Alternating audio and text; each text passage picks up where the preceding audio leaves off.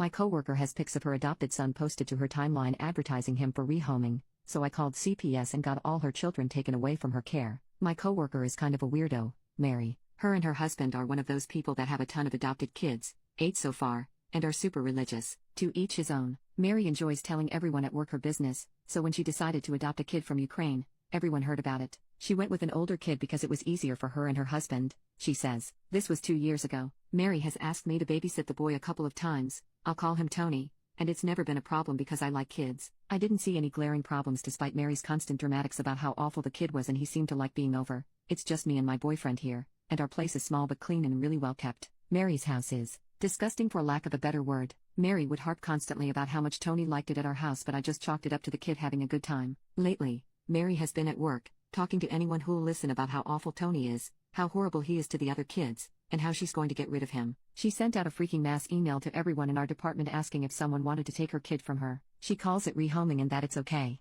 I logged onto Facebook today and same story. She has pics of Tony posted to her timeline advertising him for readoption and to contact her if interested. I haven't replied to her email yet, and I haven't commented on her post, but I'm this close to ripping into her for what she's doing. She's crossed the line from weird into full-blown psycho. Should I call CPS? I called the police just now, but they sounded completely confused on what to do. They agreed to a welfare check. The post is still up. Is this really legal? I don't know much about adoption and a quick search for rehoming gets me mostly results about animals. Any advice? Update.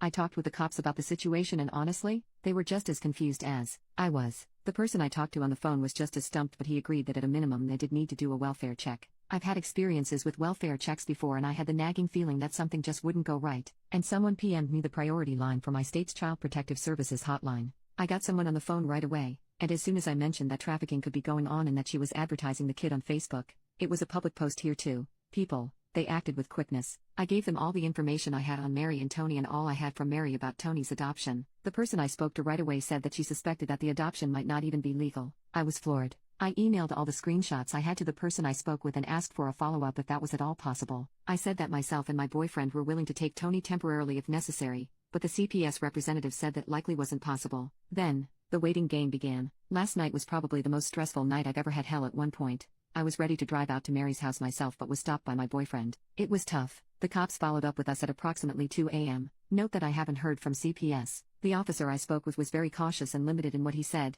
but he told me that CPS arrived at the home shortly after he did. In not so many words, he implied that Mary had been talking to someone about meeting Tony the very next day and that CPS suspicions were confirmed. Tony's adoption was not legal. Tony was rehomed to Mary and her husband from another state where placement needs to be approved by a judge. He didn't elaborate further except to say that other issues came to light and all of the children were removed from the home for their own safety by CPS. He didn't say how long they were there, but said it was a long time. I was asked to drop off all emails and printouts to the station in the morning, and I agreed. My boyfriend and I wanted to make doubly sure that all of our bases were checked, so I called our local FBI office who said they lacked jurisdiction in the matter but would be writing up a complaint and referring the issue to the State Department. We called the Ukrainian embassy and made a detailed complaint and I included the contact information I had for the officer from the department. The poop really hit the fan when I went to work to print out the email. Our company is pretty small and the company owner, I'll call her Big Angie because she resembles the mob wives lady, had gotten wind of Mary's email. Big Angie was furious, and waiting at Mary's desk to see if she would show up for work. My friend reported that Big Angie waited from 7:15 to 9:30 a.m. and that Mary came to work with a sob story about how her kids were being unfairly taken away. Mary wanted time off from work to clear her name and devote herself to reclaiming her family from this misunderstanding.